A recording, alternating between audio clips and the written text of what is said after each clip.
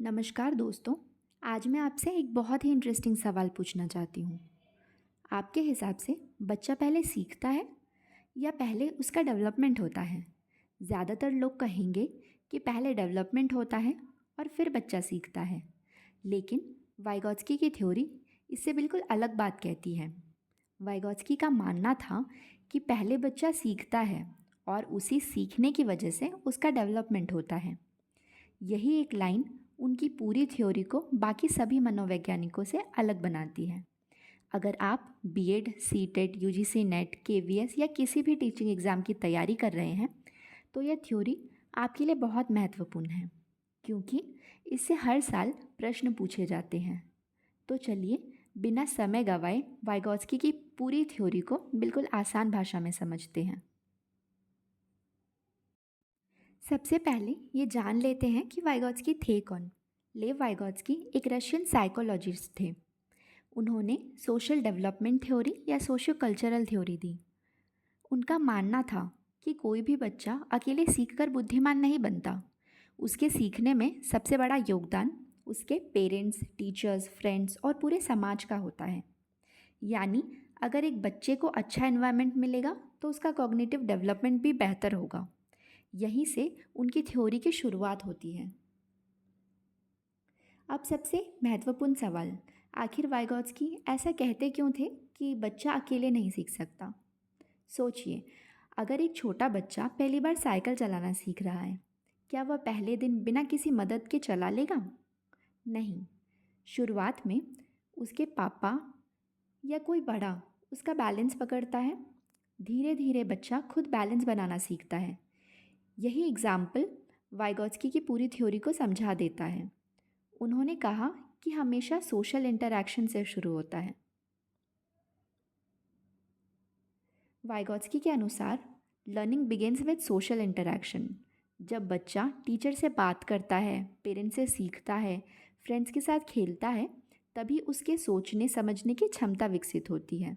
इसलिए उन्होंने समाज और भाषा को सीखने का सबसे महत्वपूर्ण कारण माना। अब आते हैं सबसे इम्पॉर्टेंट कॉन्सेप्ट पर, जिसका नाम है MQ। MQ यानी मोर नॉलेजेबल अदर। नाम थोड़ा बड़ा है लेकिन कॉन्सेप्ट बहुत आसान है। MQ मतलब ऐसा व्यक्ति जिसे बच्चे से ज़्यादा नॉलेज या एक्सपीरियंस हो। यह टीचर हो सकता है, पेरेंट्स हो सकते हैं, बड़ा भाई या बहन हो सकता है, या कभी कभी कोई फ्रेंड्स भी हो सकते हैं। यानी जो बच्चा खुद नहीं जानता वह MQ की मदद से सीख सकता है। ZPD। अब आते हैं वाइगॉत्स्की की सबसे फेमस कॉन्सेप्ट पर, जिसका नाम है जोन ऑफ प्रॉक्सिमल डेवलपमेंट यानी ZPD।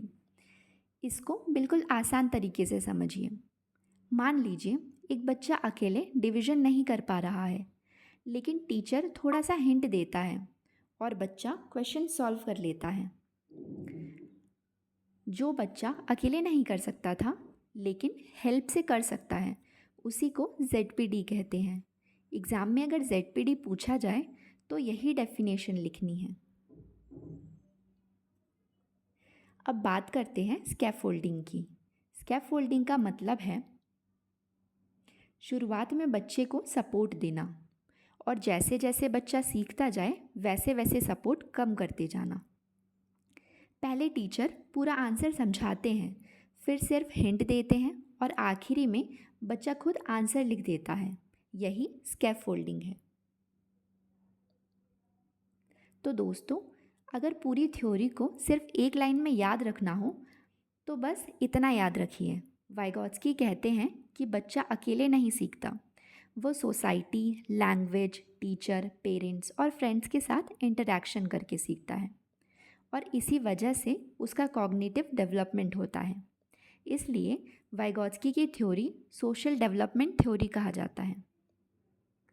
अगर आपको ये वीडियो आसान लगा तो इसे अपने बीएड, सीटेट और यूजीसी नेट की तैयारी करने वाले दोस्तों के साथ ज़रूर शेयर कीजिए। और ऐसे ही आसान और एग्ज़ाम ओरिएंटेड कॉन्सेप्ट के लिए क्लासीफाई एड्यू हब को सब्सक्राइब करना मत भूलिए। धन्यवाद।